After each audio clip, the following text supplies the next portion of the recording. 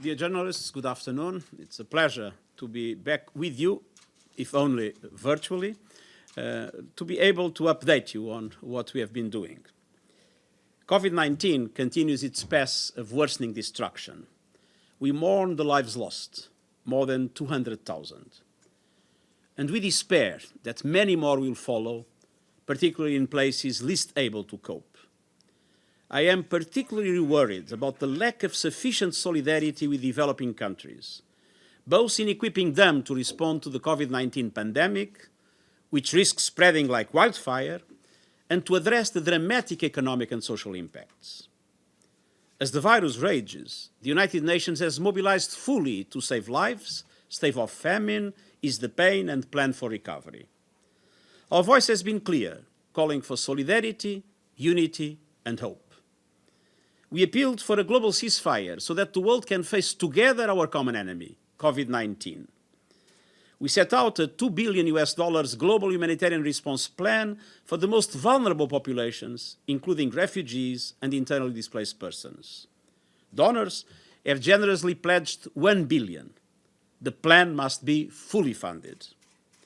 With the World Health Organization, we participated in the launch of the ACT Accelerator, a global collaboration to speed up the development, production, and equitable access to new COVID-19 diagnostics, therapeutics, and vaccines.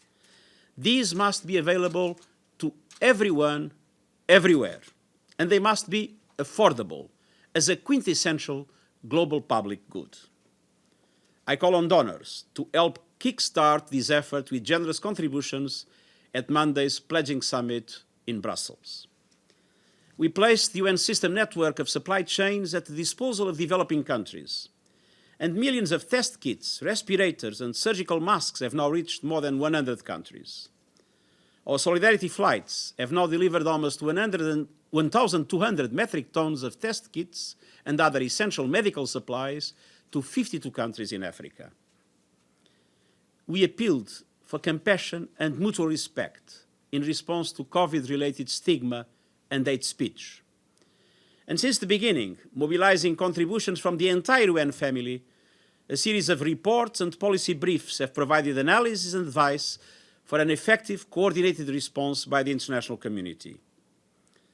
Our first report documented the socio-economic consequences of COVID-19 and was followed by a framework to guide our country teams in their support of government action in response and recovery. We highlighted the disproportionate impacts on women, including a horrifying rise in domestic violence. 146 governments have voiced their support for my call and for the proposals I made. We underscored the dangers facing children, including the approximately 1.6 billion children and young people who are out of school. UN agencies raised the alert about the risk of rising food insecurity. An additional 130 million people could be suffering acute hunger by the end of the year. And we provided guidance on how to address the increasingly urgent human rights dimensions of COVID-19 and how to fight the spread of lies and misinformation. Tomorrow, we'll issue a report on the particular vulnerability of older persons, to be followed by our analysis of the consequences of COVID-19 for persons with disabilities and the impacts on mental health. The United Nations is also fully engaged on the ground. Our country teams are working in coordination with governments to mobilize funding, to assist health ministries on preparedness and response to stay ahead of the curve, and to support economic and social measures from food security and homeschooling to cash transfers and many others. Our peace operations continue to carry out their important protection mandates and to support peace and political processes. Our humanitarian agencies, despite access challenges, are making sure that humanitarian assistance does not stop. They are reaching more than 110 million people in 57 countries. I also welcome the 2 resolutions adopted by the General Assembly reflecting the determination of member states to cooperate in addressing the pandemic and enhancing access to medicines and vaccines. Today, I would like to highlight 3 key dimensions of our efforts. First, achieving a global ceasefire.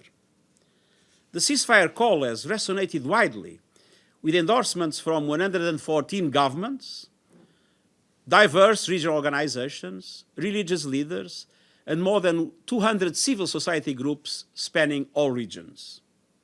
Among all those, there were 16 armed groups. But we know that mistrust remains high and that it's difficult to move to implementation. My special representatives and the envoys are working tirelessly, with my own direct involvement when necessary, to turn expressed intentions into effective ceasefires. In Syria, the Idlib ceasefire is holding, but we are still hopeful for a countrywide end to hostilities. In Libya, regrettably, we have seen an escalation despite all our efforts and those of many others in the international community. Yesterday's declaration gave us a glimpse of hope that a cessation of hostilities remains possible. In Afghanistan, we are pushing hard for a humanitarian ceasefire between the government and the Taliban. I believe that there is an opportunity for peace in Yemen. All parties have expressed support for my appeal. Saudi Arabia has declared a temporary unilateral ceasefire, and we are actively engaging with all the parties and key regional and global actors aiming at a permanent ceasefire, a set of confidence-building measures, and the possibility of opening a political process. With the first 2 COVID-19 deaths registered in the country just yesterday, it is time for all to recognize that the Yemeni people have suffered too much. All our efforts depend on strong political backing. It's my hope the Security Council will be able to find unity and adopt decisions that can help to make ceasefires meaningful and real. Second, we are addressing the immediate needs of people facing the most dire economic plight. The International Labour Organization reported this week that the global workforce will be hit with the equivalent of the loss of more than 300 million jobs. Millions of children are in danger of missing life-saving vaccines. Remittances are in sharp decline, as are flows of foreign direct investment. Poverty could rise by 500 million people, the first increase in 3 decades. I continue to advocate a global relief package amounting to a double-digit percentage of the global economy, which means at least 10%. Most developed countries can do this with their own resources, and some are doing it. But developing countries need massive and urgent support.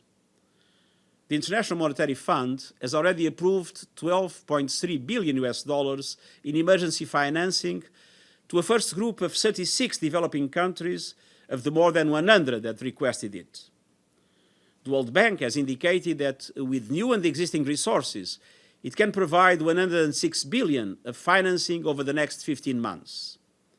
The G20 has endorsed the suspension of debt service payments for the poorest countries.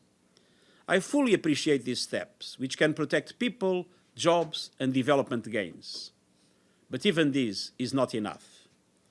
I've been consistently urging the issuance of new special drawing rights to increase the financial firepower of the fund. The debt moratorium must be extended to all developing countries that are unable to service their debt, including several middle-income countries.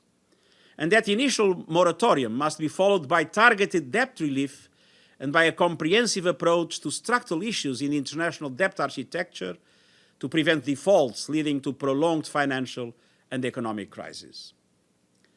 Third, planning for a better recovery must start now, for we will recover. Recovery from COVID-19 can help to steer the world onto a safer, healthier, more sustainable and inclusive path.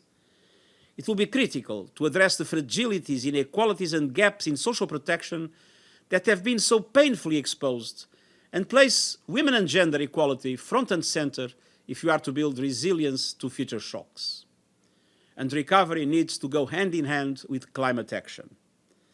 I'm calling on governments to ensure that spending to revitalize economies should accelerate the decarbonization of all aspects of our economy and privilege the creation of green jobs. Taxpayers' money should not be used to subsidize fossil fuels or bail out polluting, carbon-intensive industries. Now is the time to put a price on carbon and for polluters to pay for their pollution. Public funds should invest in the future not the past. And financial institutions and investors must take climate risks fully into account. I'm also asking all countries, especially the big emitters, to present enhanced national determined contributions and strategies to reach net zero emissions by 2050. This year's International Climate Conference has rightly been postponed until 2021, but our ambition cannot be deferred. Ambition on mitigation, adaptation, and finance. Our template remains the Sustainable Development Goals and the Paris Agreement on climate change. Let me recall Jean Monnet's famous words. This is not a time for blind optimism or paralyzing pessimism. Now is the time to be determined to defeat COVID-19 and to emerge from the crisis by building a better world for all.